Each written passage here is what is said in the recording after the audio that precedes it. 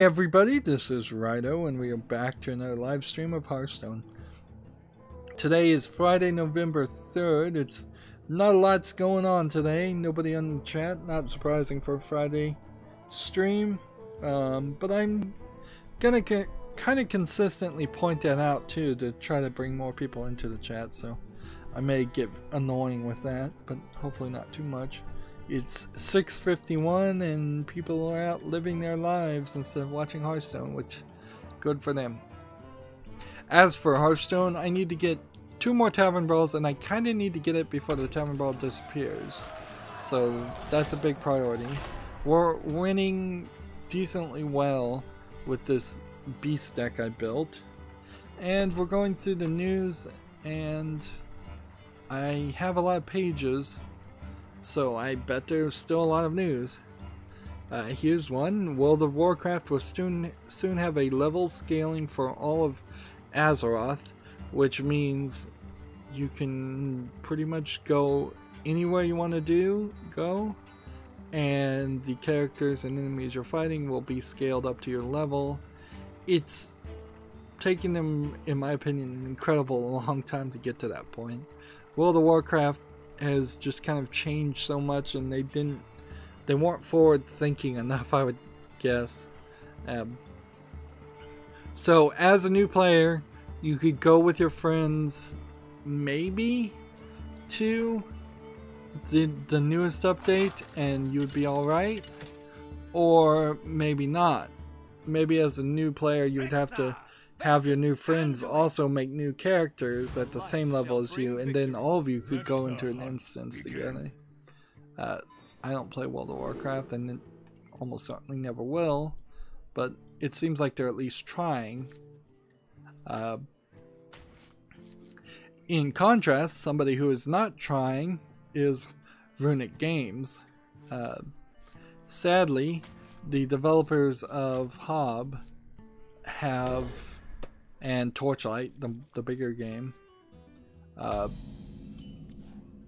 have been all fired, and Runic Games has been shut down right after Hob came out, which is kind of ridiculous because I felt like Hob was a lot more successful than what I was expecting. I was expecting nothing from them, and they gave me something.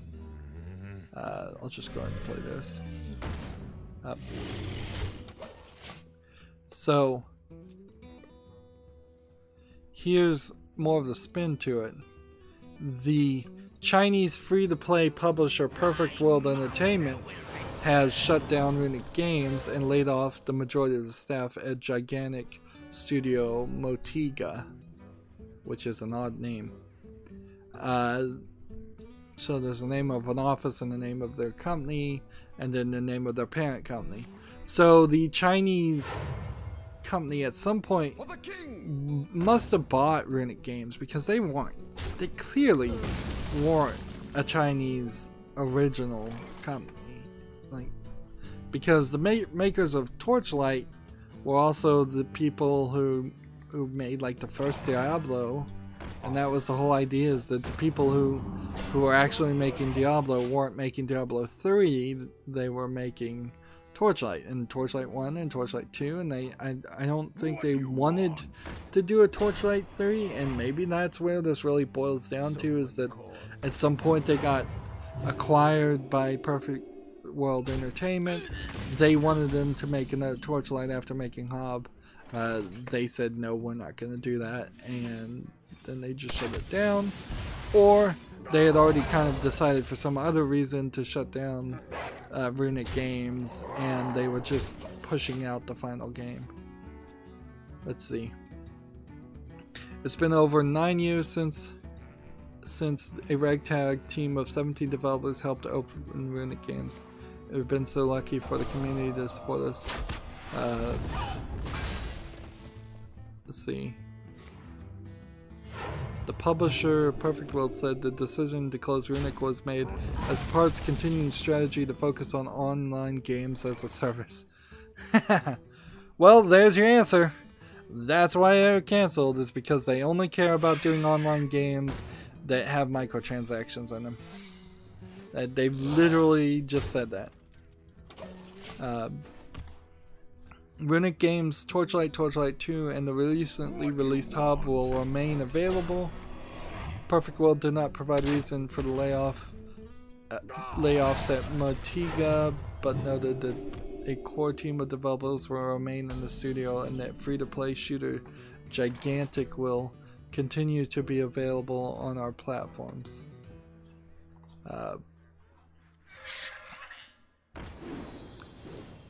Perfect World says the two incidences are unrelated. Yeah, because that makes so much sense. Such big teeth I have.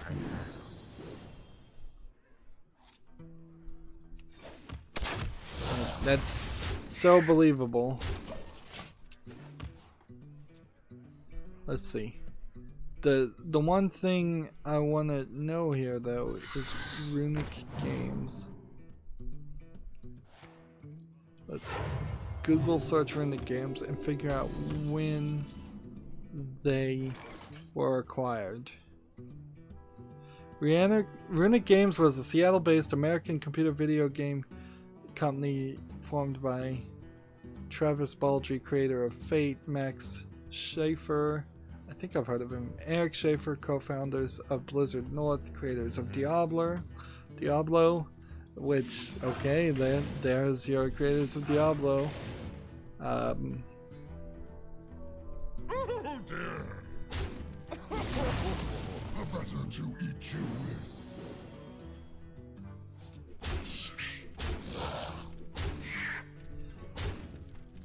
Let me play to my turn. And Peter Hugh and the Flagship Studios Seattle team responsible for Mythos. It was a subsidiary of Perfect World Co. Limited.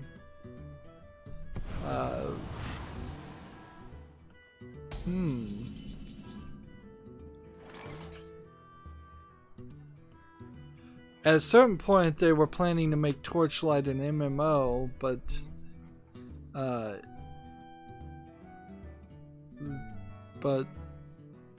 on September 20th, 2012, they announced that that was no longer their plans. Let's see. I don't know what to do here, so let's just attack. Attack, attack, attack. Come on, game. What's going on here? It's being a little chuggy. Do this. And I guess I have nothing else I can do, so. So was it always part of Perfect Games? Was this really just the idea? We formed a company, but technically we were really just a subsidiary from the beginning.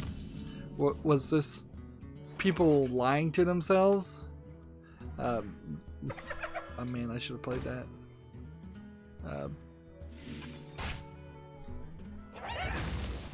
Such easy sport. Let's see. We need the beasts to die. Run away.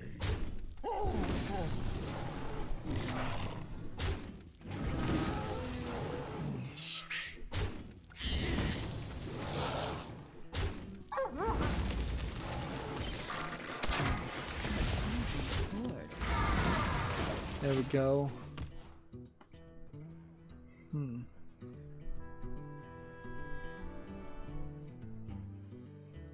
Okay, here it is.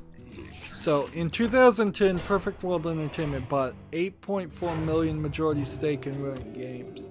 And that's, let's see, at that point, that was the big change that led to their downfall. As soon as you let somebody buy you, you're gone. You're probably doomed forever.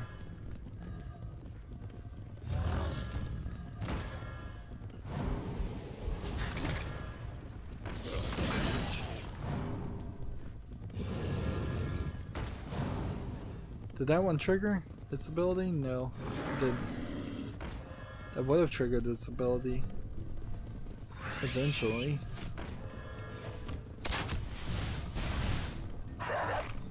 Look at that move. So 2010 Perfect World bought the majority stake in it and made it a subsidiary. March 26, 2014, Travis Baldry announced he would be leaving Runic Games along with the co-founder Eric Scheffer to form Double Damage Games. So 2 people left in 2014, and then at that point, that was, from an outsider's perspective, where the game company was going to be totally shut down. They were probably halfway through development in 2014 through Hob. Hob took too long to develop, probably, and they were just pushing it out the door. But I imagine the decision or the thought started even earlier than March 26, 2014 to shut down the place.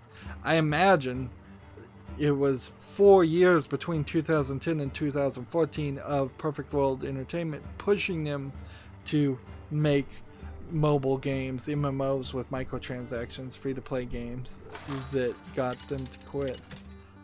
There is kind of a funny thing here, though, that Eric Schaffer left, but the other Schaffer didn't. Max Schaffer?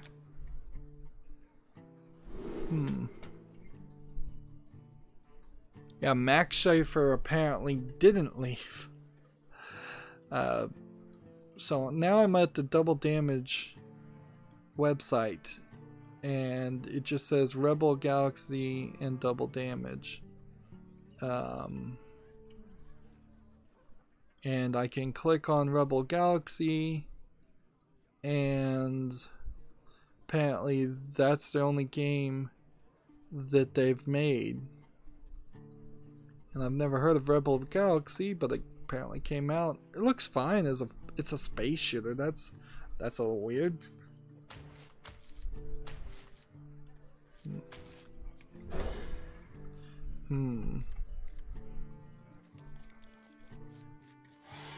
Yeah, I think, come to think of it, I think this game did come out, but it wasn't any interest in it. So, you know what? I probably should follow Double Damage on Twitter, because that's probably a company I don't follow right now. And that, let's see, history recently closed, Rebel Galaxy back. Like, their website is terrible. Let's see, do they even have a Twitter? There we go. There you go. I will follow Rebel Galaxy. And heck, I'll follow Eric Schaffer. And Travis Baldry. And we'll see if they have anything new to announce or say. Or if they're just out of the video game market completely.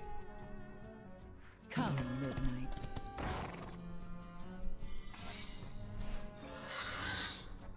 That was a nice combination of things that you could do.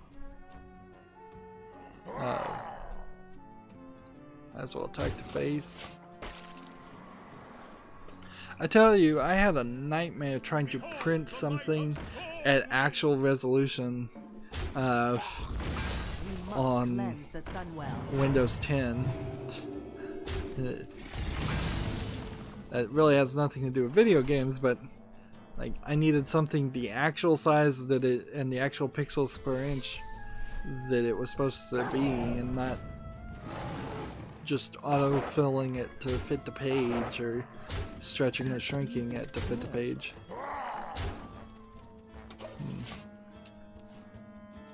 Let's see.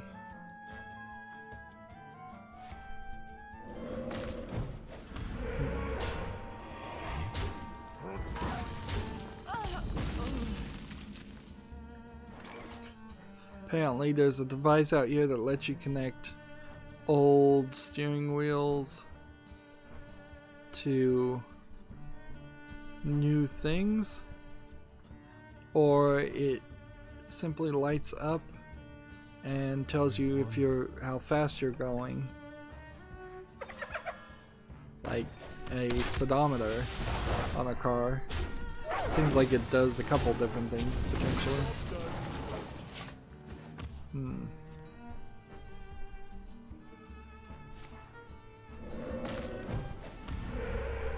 The Frost Wolves stand ready. So, this really is just an advertisement for a device, but I could see it being useful, certainly, if people are plugging in their PlayStation 3, 4 controller steering wheels into a PC and it's just not connecting, which I imagine it wouldn't connect half the time to half the things. Got another job listing. Before we get to that job listing though, let's cover some more news. Well, actually, if I do that, I'll get out of position, so we'll just cover this job listing. Which I think this is going to be a fun new thing to do, certainly. Like, I don't know, maybe people hate it and think it's stupid to cover job listings in the video game industry, particularly since most people probably aren't interested in that, but I think it will be informative for everybody. So Infinity Ward is hiring for an experienced AI engineer. Location Woodland Hills, California.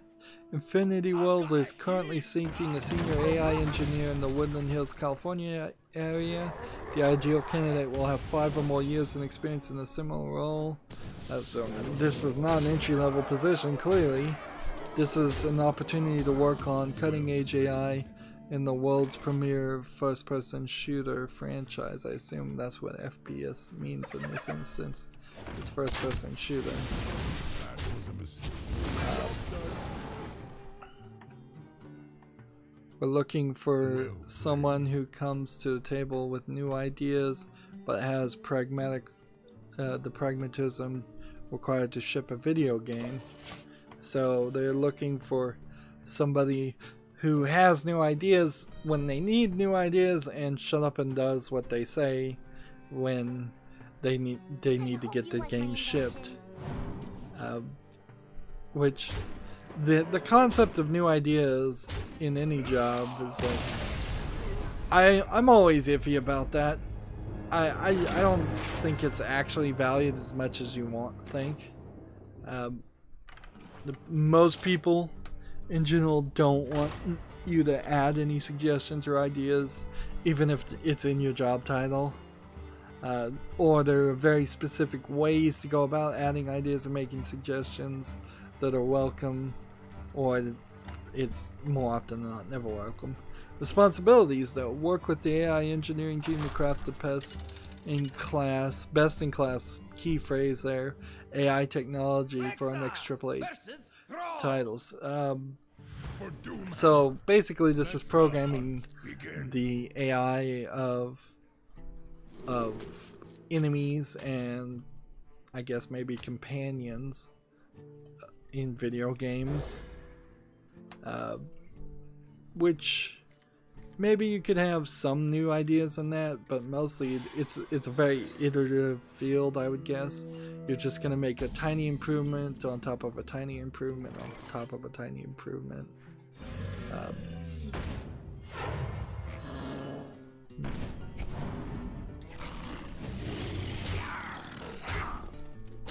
Let's see.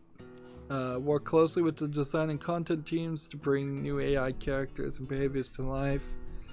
So basically tell them, no, we can't program your idea because it's too complicated. Contribute ideas to the new AI architectures and technologies. Now there is something that I personally don't understand about what AI programming really means.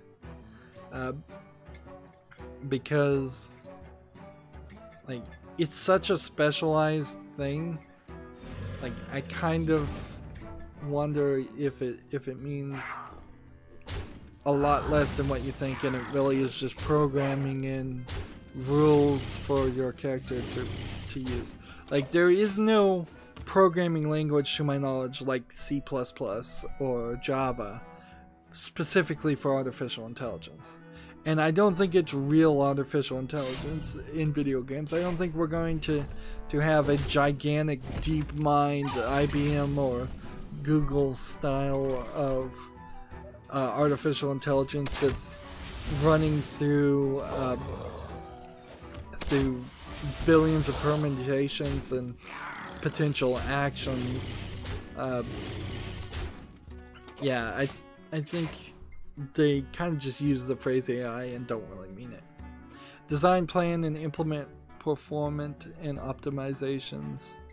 I think that was supposed to be performance and optimized AI systems. It's like, as long as it has AI in the name, you need to be able to do it. 5 years plus experience for the requirements in games, military simulation, or real-time AI. Cleanse the sun well. Which, okay, maybe all of those are exactly the same. One would think that maybe not. The military simulations would potentially be more of a thing.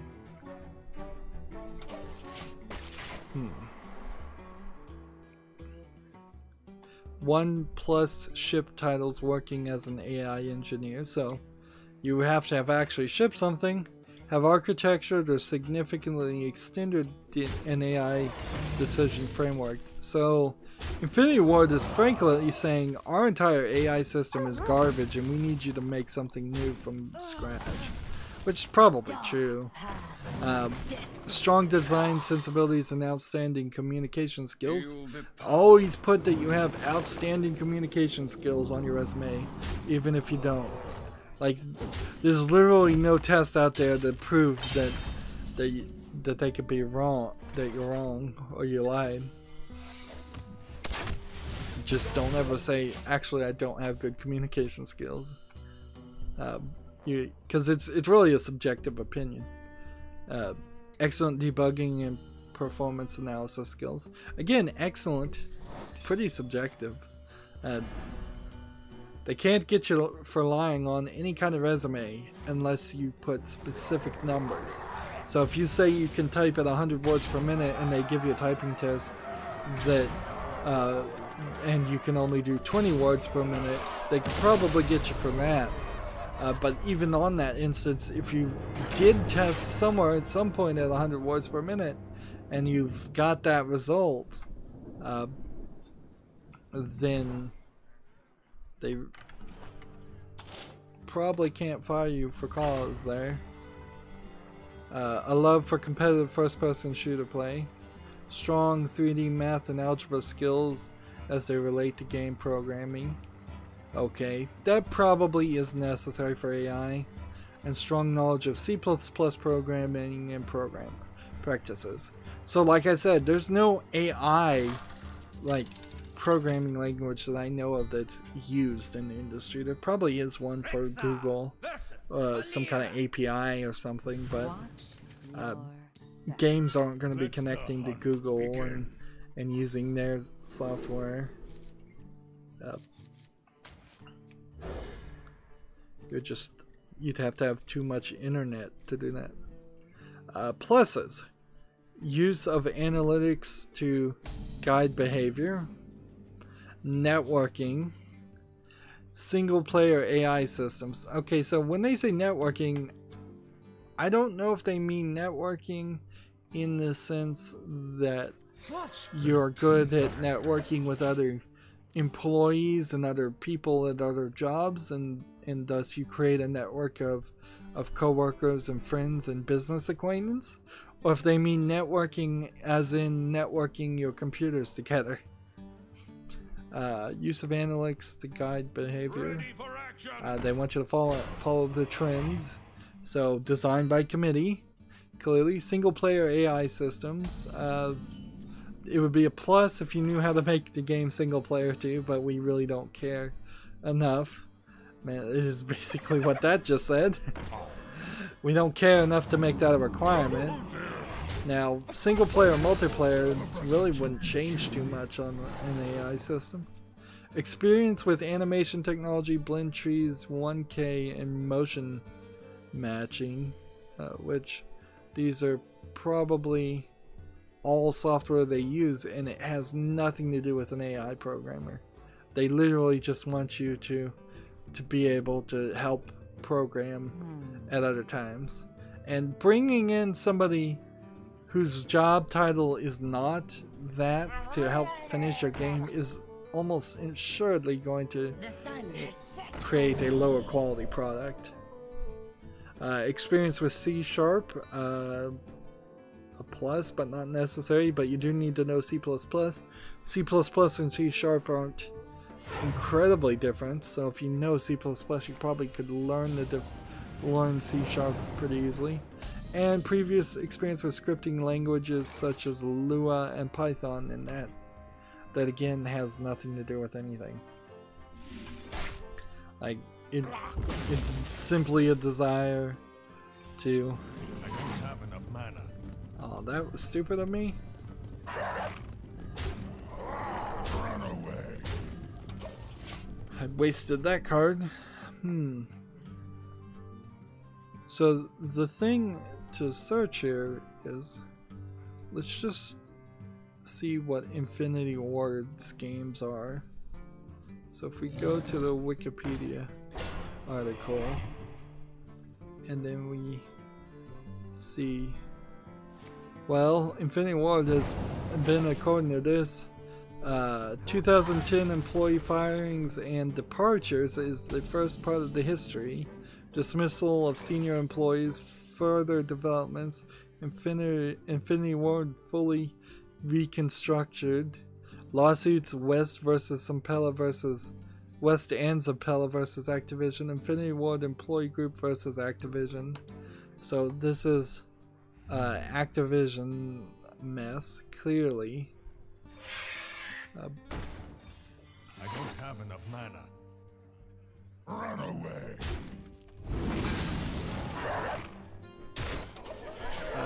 Reception. Let's just look at the games.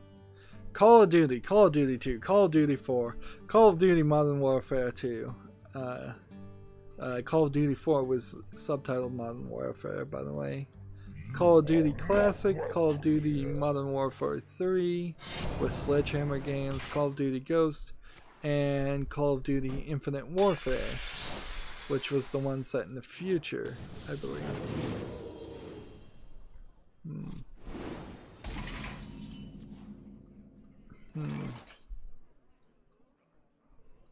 So let's ask this question about Infinity Ward. Are they free of Activision? No, they are not. So that they're still completely and totally a part of Activision. And I don't think you'd want to really work for Activision. And I don't think half the people that did work for Activision wanted to work for Activision. Let's see. Do I have that victory? I don't know. Is my mouse battery dying or something? Because I'm getting some lags. I try to drag here.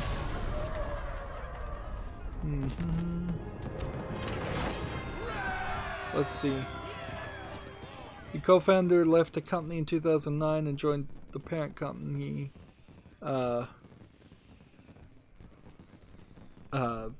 Activision in 2010. West and Zampella were fired from Activision for breaches of contract and insubordination. They soon founded the game Respawn Entertainment. On May 3rd, 2014, Neversoft was merged into Activision's.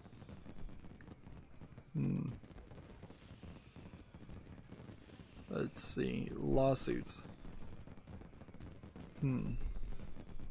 So I don't really even have time to get into this. This would be interesting to look at as just the lawsuits, but I bet nothing's really been settled here either. Has this lawsuit even... The public trial did not go through, instead a private settlement was made.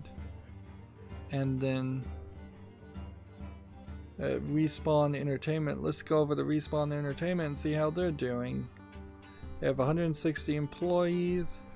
7 years ago was when they were founded. This is actually some old news, but some interesting news. I'm done with my European account, so it's time to switch over to the Asian account. I hate the little delay to close Hearthstone. Let's see what games they've made.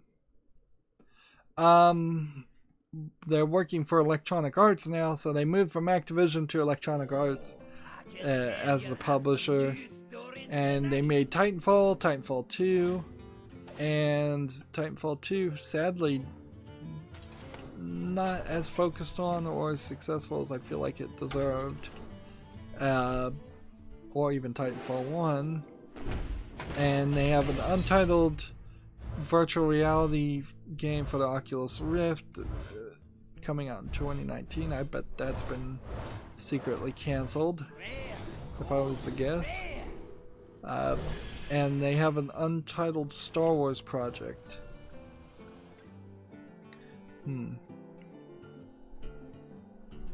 Like October 2017 was the Oculus Rift announcement, so I guess technically that can't be cancelled already. Let's see, I need to play Warrior, Druid, and Death Rattle.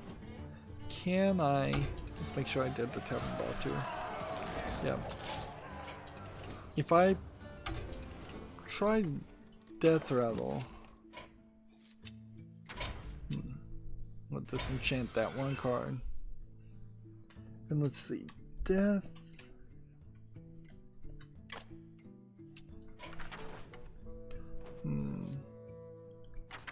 Do we have anything that would make sense with the Death Rattle? We could do a warrior. Like one warrior card, but you know what, that might work. So let's just get rid of custom Shaman 1. And we'll make a warrior deck. Make a wild warrior deck. Take this, and then take all the other Death Rattle cards, and we'll start with that.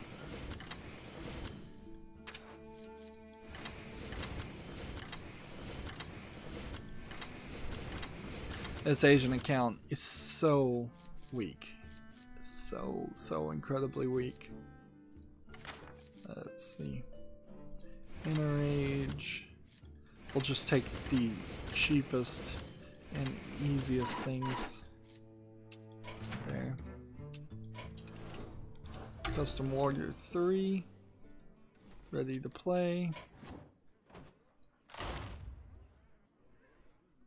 And really, should I be playing Wild? Not really. I need to come back on most of these. See if I can convert to standard without any problems, which is probably true. Come over here. And we didn't get into any standard play on the European server, but there's a lot that needs to be done.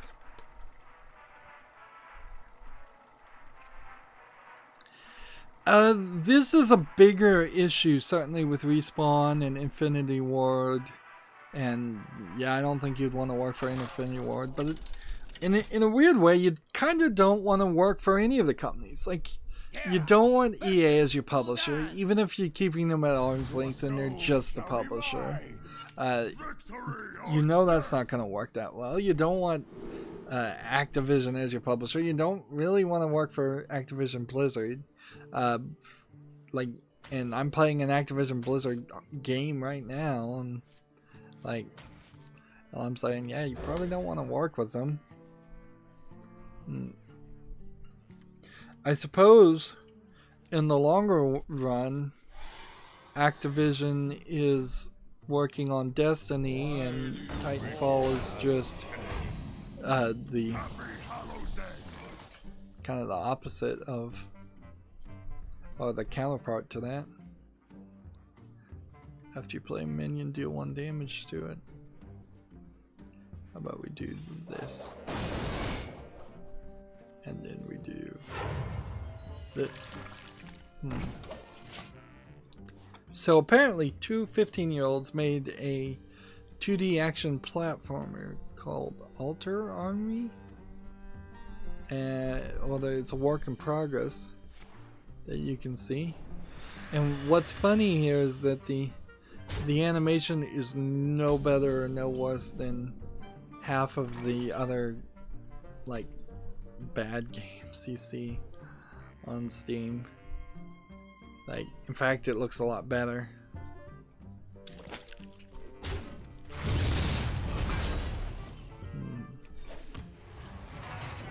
Job done. It seems like it's a fast action brawler too on the top of a platform. It seems you can hit things when you're close to them and shoot guns, and they're fighting like this interesting design of a tree trunk that's come alive. I feel empty inside. And the tree just slammed its roots out of the ground and stabbed him. And this is, they actually know what they're doing. Now the question is, how much of this did they really do themselves, and how much of this did they get help on? Because inevitably when you see something like that, there's a programming father, a programming mother even, that's helping them, or there's just a programming teacher doing it. Like, we like these happy stories that make it seem like kids could do that, but what you're just not going to be able to program something that is frankly that good on your own. It's just not going to happen.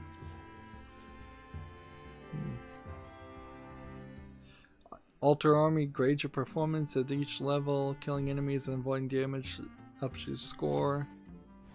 The higher your combo, the faster you heal, and the harder you hit. Yeah. Wow. And see, really this is probably more just an advertisement thing. It could be a total lie too.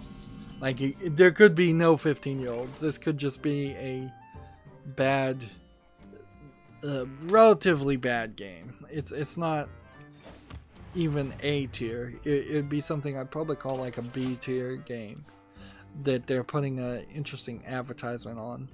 And this is a PC Gamer article, so I haven't so far questioned whether they get their facts right or not, but who knows? Like, some of their articles don't even seem like they're written by the actual reporters. They seem like they're just allowed to be there. Destroy a minion, resummon it.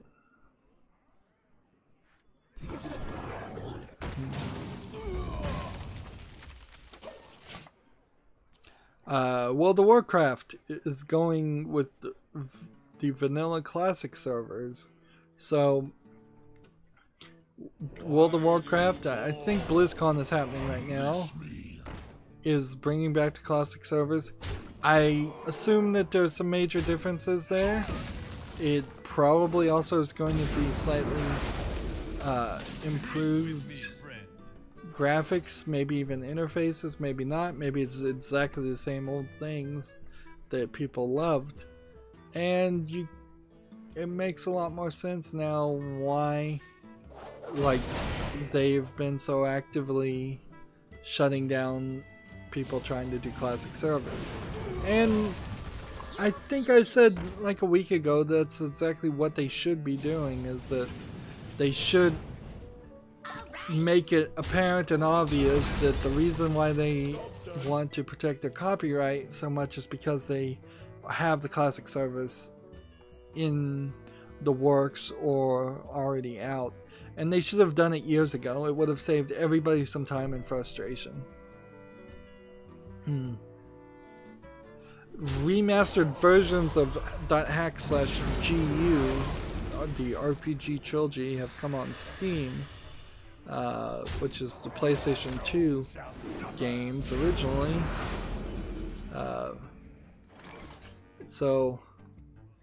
And it includes the first 3 games plus a 4th chapter called Reconnection. It's not like anybody really cares about .hack, except for perhaps a few people that are nostalgic for it. I think everybody would have moved on long since to what's the new one called? I've already forgotten the name of that one.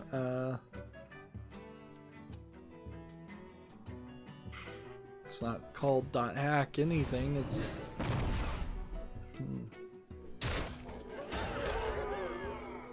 Sword Art Online. Yeah, that's it. Sword Art Online. That took me a while to figure out what I was talking about. Yeah, I think people had already moved on to Sword Art Online or other things completely.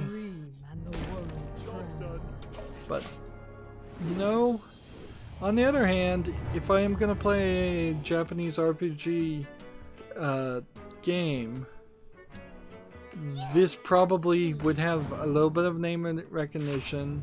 It has probably a chance of being a little bit better, and so there's reasons to get that cheap and maybe go through it. It would be better than trying to go through all the Final Fantasy, but then the Final Fantasies probably still would have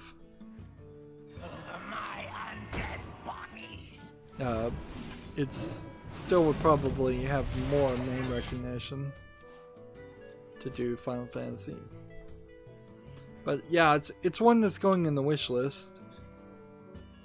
So the expansion, the new part of World of Warcraft, a lot of World of Warcraft news probably from BlizzCon, is called Battle for Azeroth, and it takes players to the high seas, which, as I understand, the map of the land in World of Warcraft was kind of surrounded by fog or ocean, and so allowing the players to know that the ocean is going to permanently be the ocean and that there isn't going to be an island of Pandoria, which is what I think happened, is the island of Pandoria just kind of appeared in the ocean. If that's not going to happen anymore, and instead any new lands are going to be added across larger distance of the sea,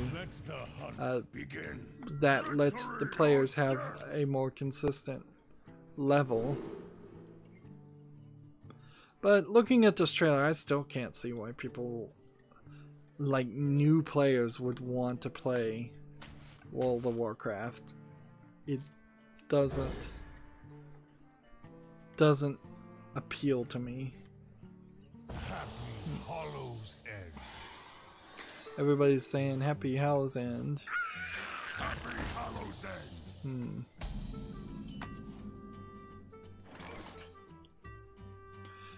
Here's Activision Blizzard beats its expectations to post record Q3 revenue.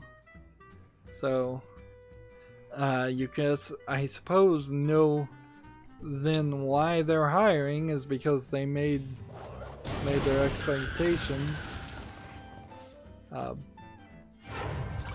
They made the money, or more money than they had planned to make. I don't want to get into the full charts because last time I tried to read charts, that turned into a mess. But and there's just a lot of numbers here. They're saying Candy Crush Saga helped them make more money because they acquired Activision, which I guess that tells you something about what Activision is focusing on, is just making as much money as possible through microtransactions. Even Hearthstone is super greedy like that. Hanzo and Alexstrasza being one of the dragons that's in World of Warcraft and this game, and Hanzo being one of the characters that's in Overwatch, are going to be the next Heroes of the Storm characters.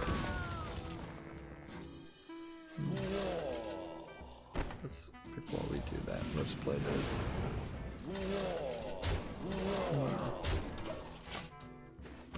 Let's see, and it's time to wrap up. Hearthstone heads underground in December with the Kobolds and Catacombs expansion. The next set will be 135 cards, and all players will get 2 legendaries for free.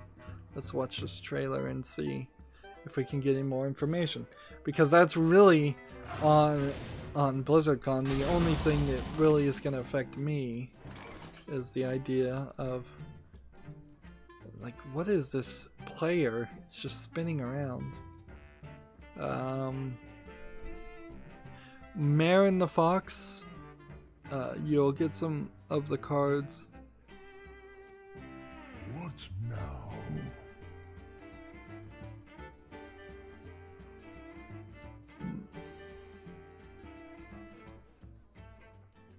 Let's see, so legendary, there's one called Alanith. Let me play here.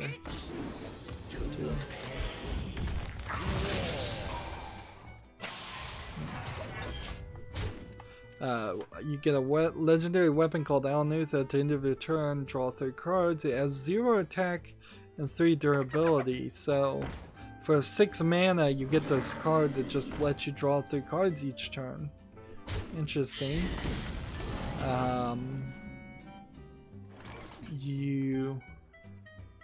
And the other legendary is Dragon Soul, a 3 mana weapon. After you cast 3 spells in a turn, summon a 5/5 dragon. It also is a 0 attack, 3 durability weapon.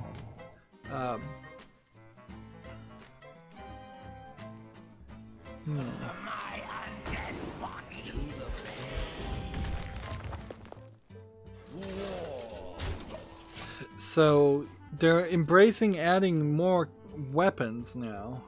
Interesting. And then there's an unidentified elixir that gives a minion +2/+2, gains a bonus effect in your hand. So you have to have cards with bonus effects apparently. Elixir of Life, give a minion +2/+2 on lifesteal. Give a minion +2/+2, summon a 1/1 copy of it.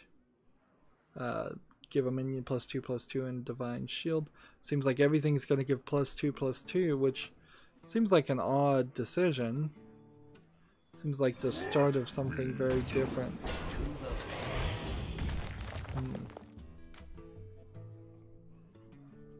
Let's just end our turn there.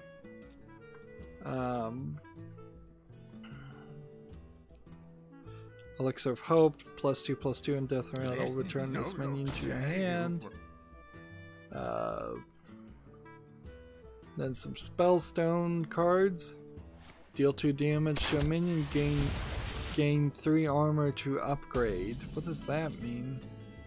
That's a new phrase, upgrade. Deal 4 damage to a minion, gain 3 armor to upgrade. Deal 6 damage to a minion. Summon 1 copy of a friendly minion, overload 3 crystals to upgrade. Oh, I guess maybe these cards upgrade themselves if you do certain things. So you have, for instance, a 7 mana card here that will summon 1 copy of a friendly minion, but if you overload 3 cards while this is in your hand, I assume it will upgrade into something else. And so you'll have cards in your hand now upgrading. And it's showing me, I guess, the upgrades here. Version. So the next upgraded version is summon 2 copies of a friendly minion. And then the third upgrade is summon 3 copies of a friendly minion. Nice. Yeah, and so one of those was the Shaman card set. We'll have a new legendary card called Rin the First Disciple. It has the death rattle to add the first seal to your hand. And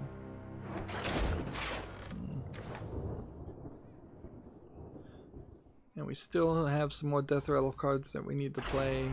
Still have some more victories in rank play we need to do. Rin is a 6 mana, 3 attack, 6 health legendary warlock card. The first seal is a summon a 2/2 demon and adds the second seal to your hand. It's a 5 mana spell. I imagine if you get to the third seal, you potentially will might win the whole game now that they've adopted some of those ideas of the crazy instant wins that I wanted. Certainly added. There's a 2 mana, 2 attack, 2 health demon called Fell Hunter. Nothing special about that. The second seal is a 5 mana spell that says summon a 3/3 demon and adds the third seal to your hand. And then there's a 3 mana, 3 attack, 3 health Fell Hunter. Wait a minute. So there's like 2 versions of the Fell Hunter, or these Fell Hunters cards are the demons that are going to be summoned. I imagine they are the demons that are going to be summoned. The third seal is summon a 4/4 demon and add the 4th seal to your hand. Surprise, for 5 mana turn. And then that's just a 4 attack, 4 health Fell demon, Fell Hunter.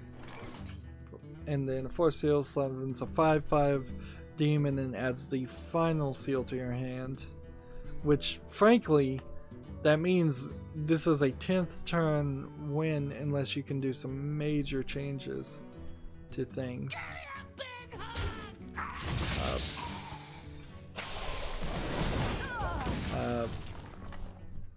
And the Fell Hunter is just a 5 attack, 5 health.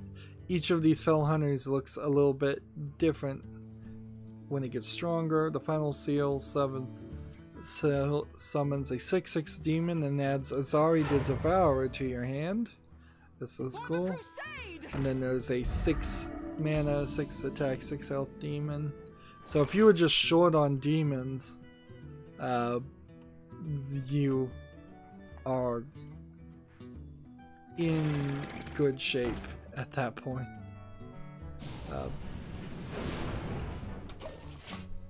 Azari the Devourer now is a 10th turn, 10 attack, 10 health creature that destroys your opponent's deck. Okay, so then it forces you to, like, a fatigue draw. It forces your opponent to fatigue draw. That's slightly interesting, but I'm not sure if it's really going to work because there's a lot of steps there. A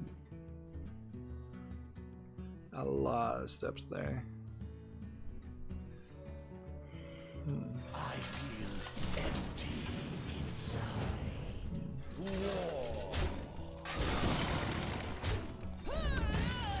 Let's see, there's a 8 mana, 6 attack, 6 health legendary card called Marin the Fox. Summon a 0/8 treasure chest for your opponent, break it for awesome loot. Interesting. And then the Master Chest is a 3 mana, 0 attack, 8 health. A legendary card, Death Rattle, give your opponent fantastic treasure. That'll be interesting. There's a 3 mana, 6 attack, 6 health legendary character called Golden Kobold. Taunt, Battle Cry, replace your hand with legendary minions. So it's like the Golden Monkey, except for slightly different in that it doesn't change your entire deck, and instead only changes your hand, and is a little easier to play. So once all of these show up in crafting, I'll make a special video to look at them again. There's a 4 mana, 3 attack, 3 health creature called Kobold Illusionist. Death Rattle, summon a 1/1 copy of a minion from your hand. How many more of these are there? About 3. There's a 5 mana, 2 attack, 4 health creature that has a battle cry. Recruit a minion that costs 4 or less. I assume recruit means summon, but maybe not. Maybe it means something completely different. I wonder. And I just figured out a way to mess that up. There's a 2 mana, 1 attack, 1 health creature that has a death rattle to add 3 silver hand recruits to your land. To your hand, that'll be useful. There's a 5 mana, 4 attack, 6 health creature that destroys a friendly minion and then has a death rattle to summon 2 copies of it. So I could see some trickery done with that.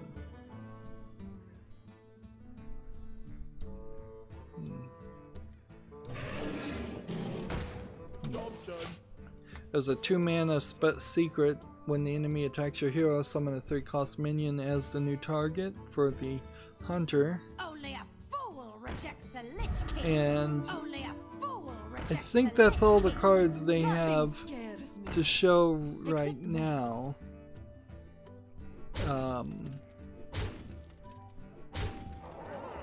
Well, there's some more spells that... There's a 3 mana spell that draws a card and fills your hand with copies of it. A 3 mana spell that draws 3 cards, reduces the cost to 0. And a 3 mana spell that discovers a legendary minion and summons 2 copies of it. Which I think a lot of that circles around probably gonna have to do something special to get those spell cards, because those seem a little crazier than they should be. There's a new board to complete dungeon crawling.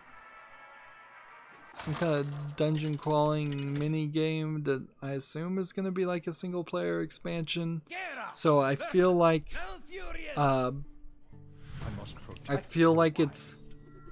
that's how they're gonna go from now on. Is 135 new cards, which is alright, a decent amount, I think, and then some kind of short, small expansion. Hopefully they don't tie it into something like having to spend a lot of effort and be frustrated defeating the Lich King multiple times, like 9 different times. That sucked. But this seems like it's gonna be a player versus everyone event where you start with a novice deck and you're facing against stronger battles against what we're told is a pool of 48 unique bosses in a randomly selected order. You begin with 15 health and 10 cards. After each successful battle, you'll be able to add cards from the boss's deck into your own. Interesting, picking from 3 piles of loot after each victory. This includes some crazy OP cards that aren't found in the main game. And however, 1 loss ends your run, making it close to a Hearthstone does roguelike element. There's apparently a passive ability. Can I do anything here? No. Called Justicar's Ring, that your hero power is upgraded and costs 1 mana. Let's see. There's a 3 mana, 5 attack, 1 health elemental that has a death rattle to resummon the minion, so it's just there always, unless it gets silenced. Let's do this, this, and this, and then this, and that was all waste, but whatever. As a passive, your spells cost 1 less. As a passive, at the start of the game, you play 3 random secrets. The passive, steal 3 cards from your opponents. No, this isn't a passive, it's a 1 mana spell. Passive at the start of your game, draw 2 cards. Your minions cost 0 this turn. That's a 1 mana spell. Silence and destroy all enemy minions.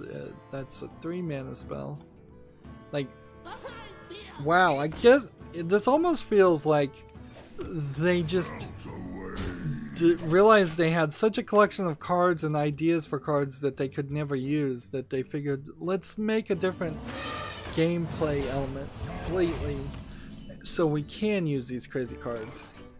Like, here's a 10 mana spell, cast Pyroblast randomly until a hero dies. So just game over at that point. Somebody's going to lose. And I suppose if you played that and you were a mage and you couldn't die at that turn, like if you gained immunity somehow, you win the game immediately for that. Here's one that recruits 3 minions for 2 mana. Like, I'm hoping this roguelike element gets added to and continued further, and it's not something that disappears or is unavailable to new players, because honestly it sounds like something you might do better to push new players into playing instead of having the game just kind of force you through what it forces you now.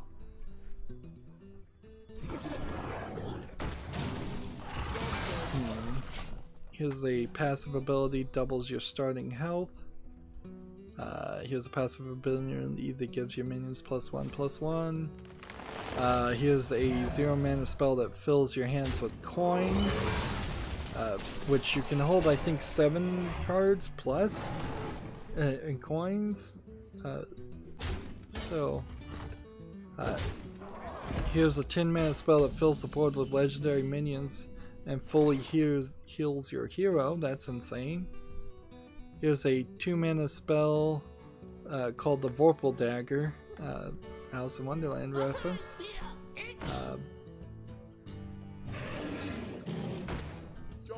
It's poisonous, it has Mega Wind Fury, which can attack 4 times, and it does 1 damage in 4 uses, so for 2 mana spells you can kill everybody. And then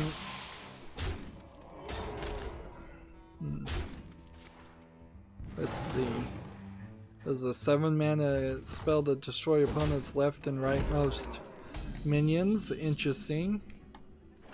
That's an interesting this depiction. Just gotta keep playing Death Rattle cards.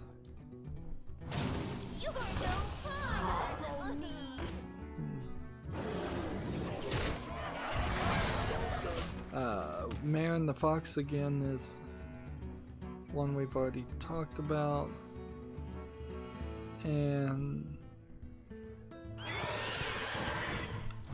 the treasures. There's a 6 mana spell called Gather Your Party, recruit a minion. Like, I wonder if recruit is going to be a phrase that only works in the roguelike thing, and it means that you get a card in your deck forever or for that run. I can rest now.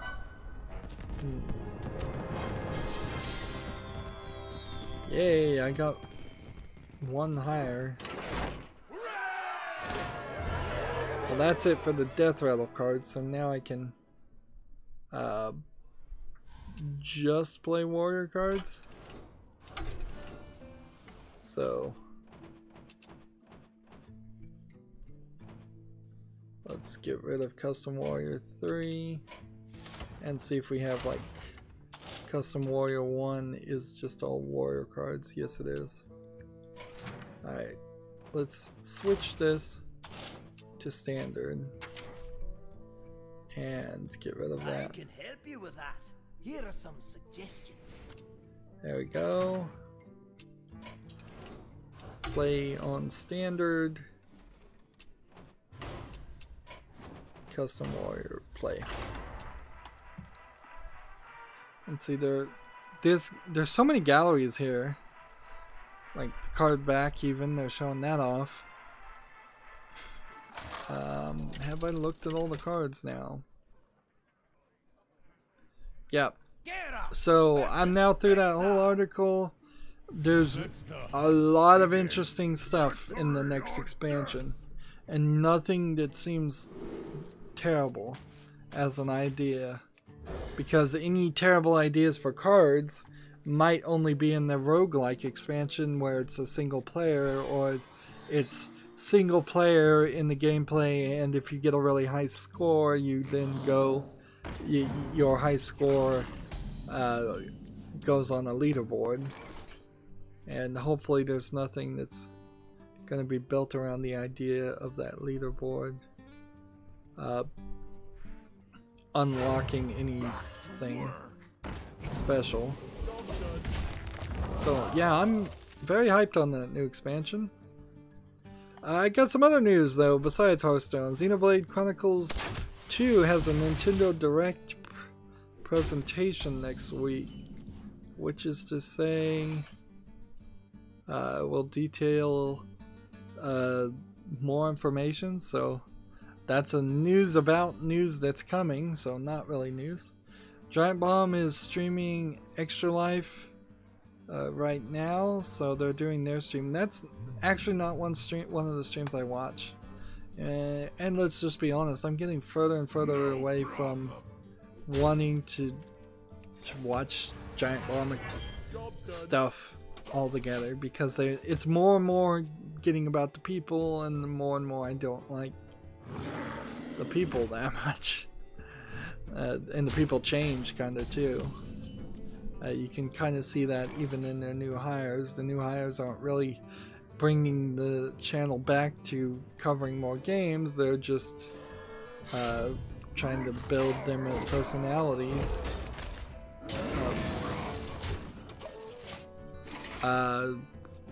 Niantic, the creator of Pokemon Go, has acquired the team behind the social video app Evertoon, which probably doesn't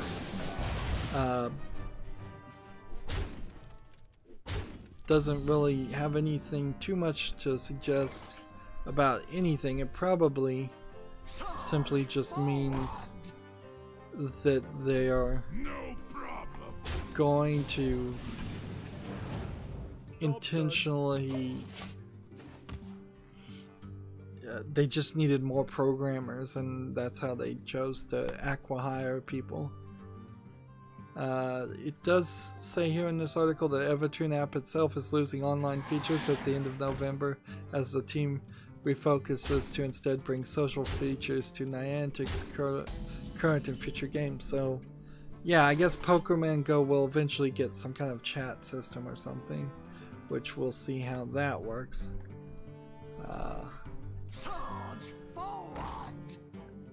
And whenever this minion takes damage, deal 3 damage to your hero. Alright. Back to work. Do I want to do this?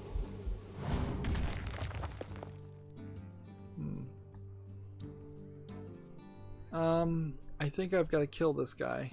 No problem. Just for my own protection. For the Wilson!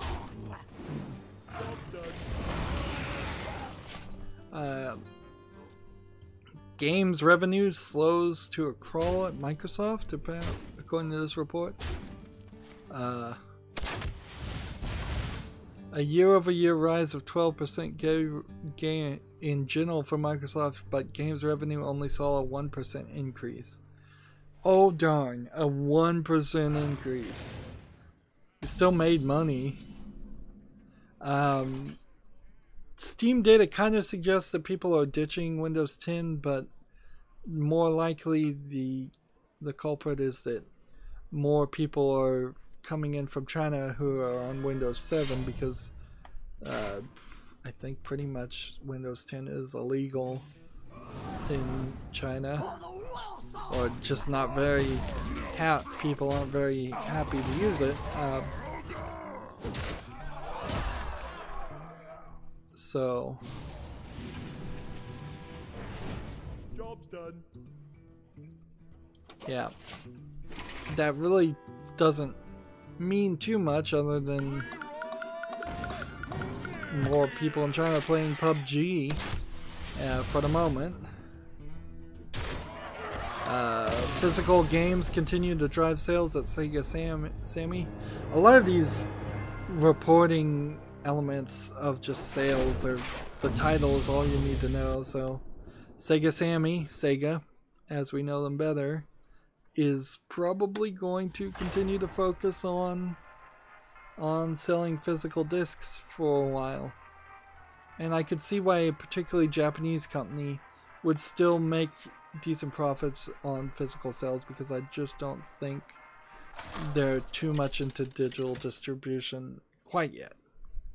The PUBG developer apologizes for hackers and vows to adopt stronger anti-cheat measures, so that might appease a lot of people who are upset with the hackers, and I think there are a lot of people that are upset with the hacking that's going on in PUBG. But it also might displease a lot of people that get banned accidentally, that weren't cheating, that get claimed as cheaters. So we've seen in several instances it's very, very vital to make sure you don't accuse anybody who isn't clearly guilty, and you have the evidence to back it up before you ban people. And as it's still in early access, I think I would prefer their climbing and vaulting mechanics to be finished here and over them improving their banning technology. I'd rather more features in the game than less hackers right now. Blizzard is ditching the World of Warcraft player versus player servers for an opt-in service, so now you'll be able to choose whether or not you want to be killed by other players, which that probably is very helpful. Let's see.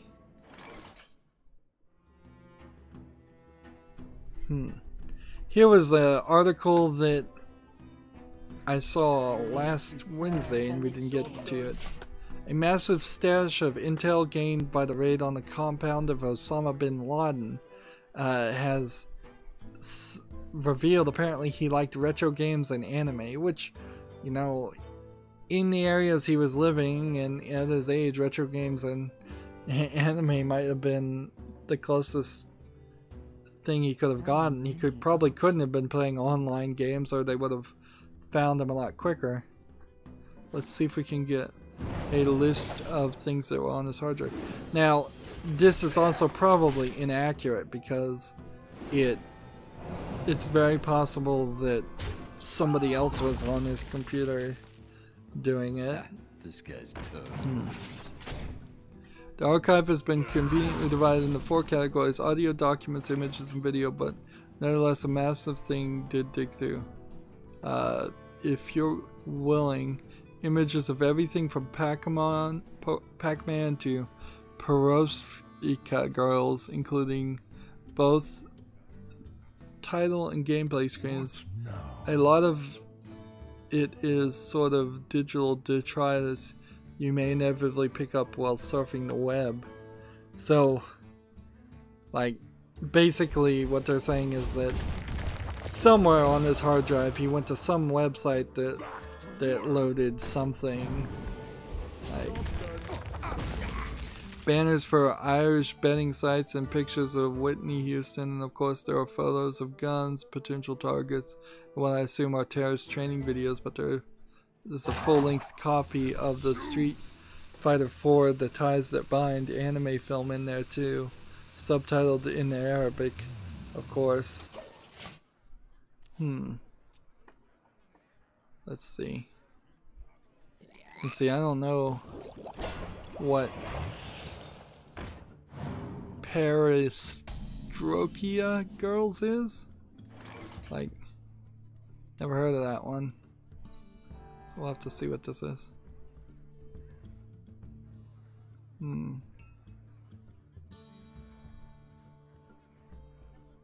Let's see. What now? Move your player around the screen, filling boxes like quiz, and avoid enemies moving. Let's see. So it seems like it's a bar top style game. No problem. It's like a retro.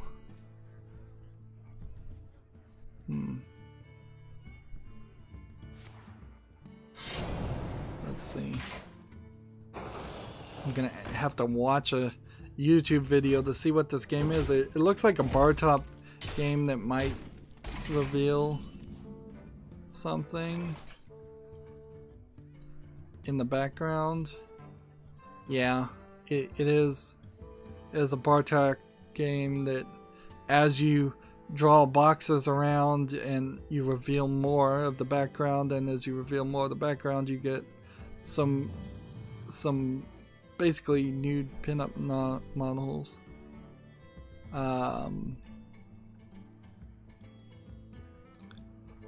So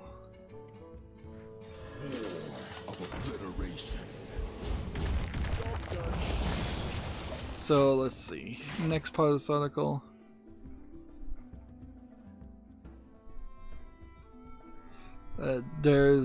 Was apparently Ants, Batman, Gotham Knight, BBC Great Wildlife Moments, biography of Osama bin Laden, Cars, Chicken Little, CNN presents World's Most Wanted, Final Fantasy VII, Heroes of Tomorrow, Home of the Range, Ice Age, Dawn of the Dinosaurs, and the Footsteps of Bin Laden. And see, Bin Laden had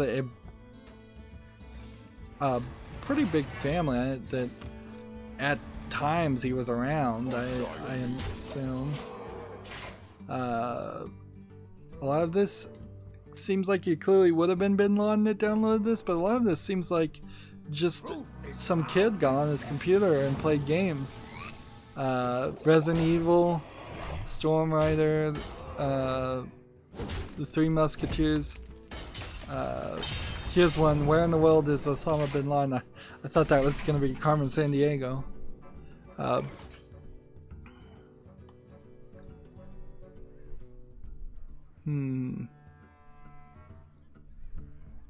So you can go to CIA.gov, which I wouldn't recommend to see more of this, but this really doesn't strike me as just something real here. This seems like almost an attempt to slander anime and video game fans by making a false association that Osama bin Laden was in the video games, and therefore anime and video games are bad. It really is nothing.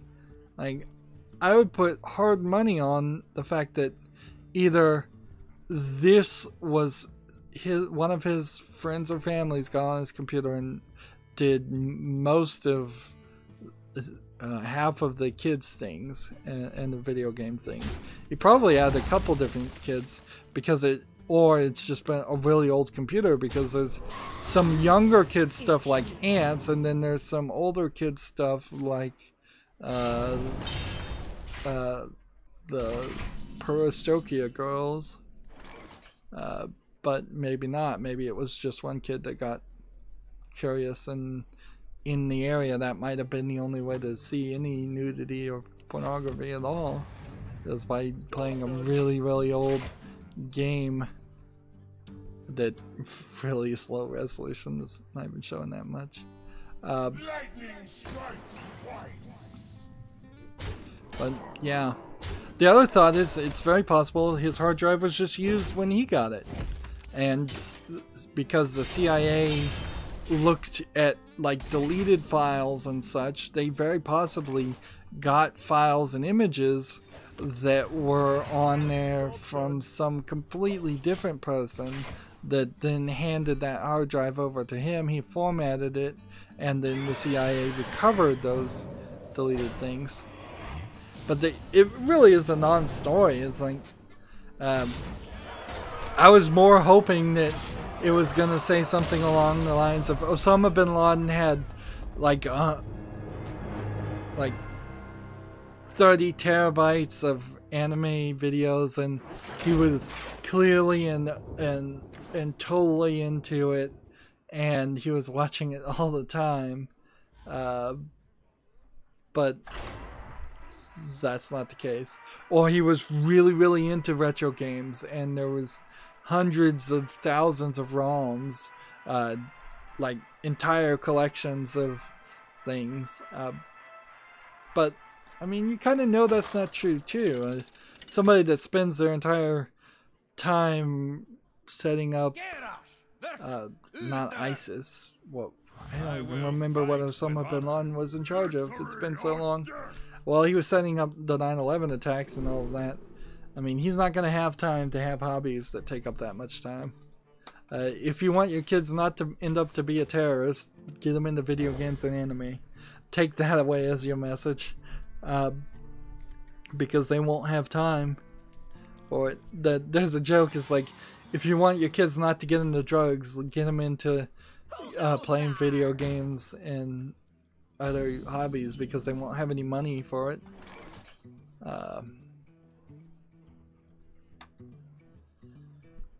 Let's just go ahead and play this. Still just trying to play Wario cards.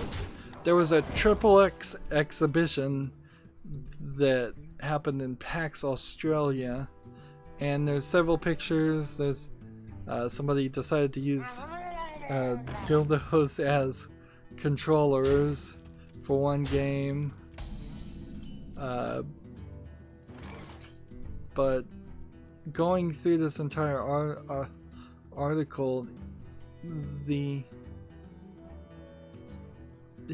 don't really cover any of the games that were being shown off or any of that. Like, they just kind of make a farce of the whole thing and do a kind of terrible job of actually saying what, if any, games were actually at this convention. The Blue Box Collective puts a diverse showcase of video games about sexy sex is the subtitle, and the only image of a game here is the gay exploitation game, is how I describe it. That I don't even remember what the name of it is here. Let's see.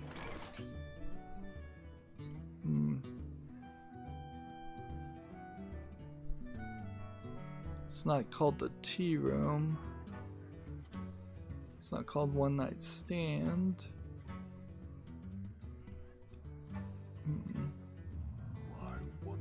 Genital Jousting, I guess, was one of the games. So yeah, this is really just a terrible, terrible article.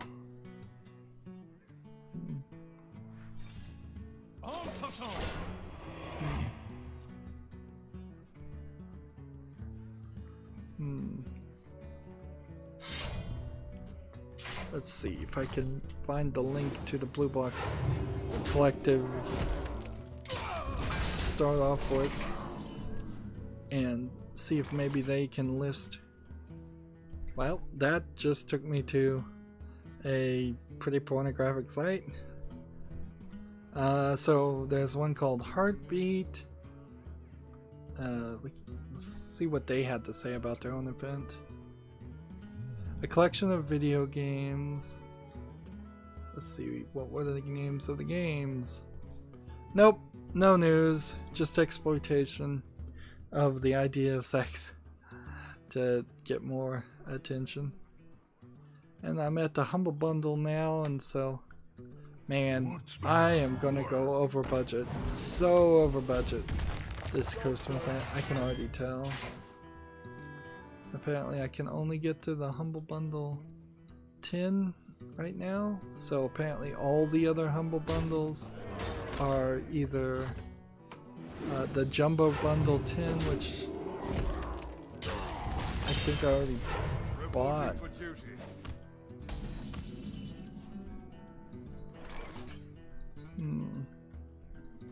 Just just trying to get to the main store. Nope, you can't even get to the main store anymore. Like, the only Humble Bundle right now that's being shown is the Humble Jumble Bundle 10, and like, I don't even think you can get to their own store. That's odd. Like, so maybe they're in the process of changing the website or something. Like, okay, I found it in the lower part of the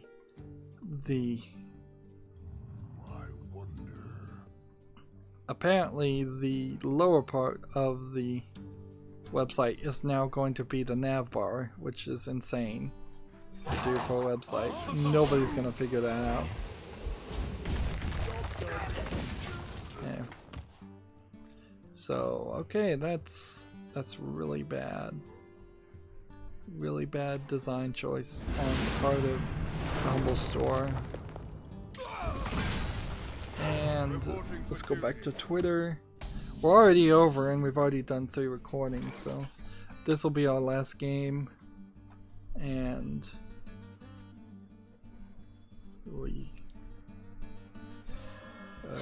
I'll go into the post show. Job's done. Nobody came on the chat, not surprising. I got like 25 views last Wednesday, which is, I guess, good, but not great. I guess we're just gonna have to kind of struggle through it and start all over again. Sort of in a sad way, all my years, my couple of years of running my channel seems to have not really counted for anything. And it's all gonna be around live streaming to grow anymore. Which, again, maybe I'll decide to take off the news part of this descriptor and that'll get me more views. I would think having more keywords in the title would be helpful, but maybe not.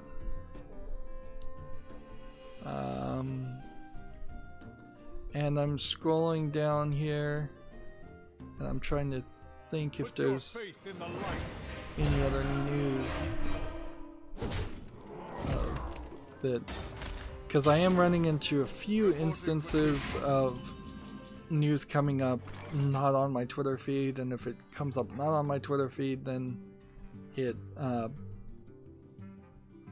simply isn't in the same place.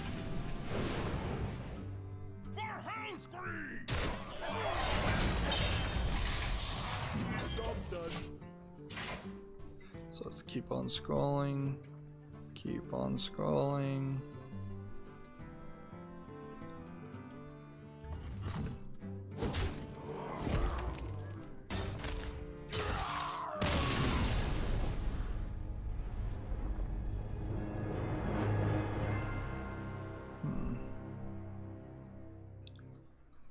There's an article about how much developers actually have say in their own schedules of releasing games. One would hope that they have more say than I bet they really do.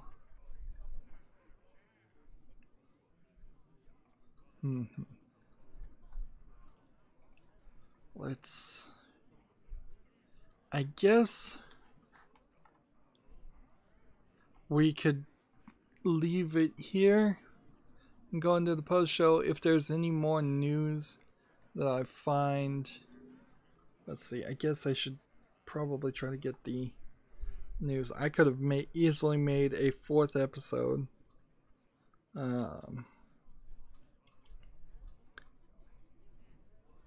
In this StarCraft free-to-play we already talked about.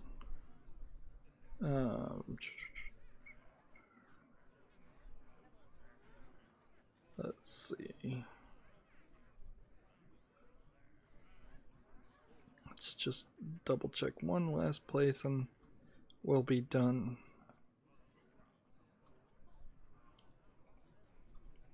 Yeah, we're good. We're good with the news.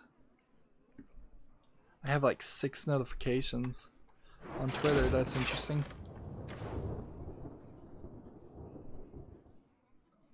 So we won't even be doing too much post-show because all I need to do is play 50 druid cards, which will take some time, and 2 warrior cards, which I can do very quickly. And then I'm either going to have to play a friend on the Americas, challenge a friend, or just challenge my secondary account.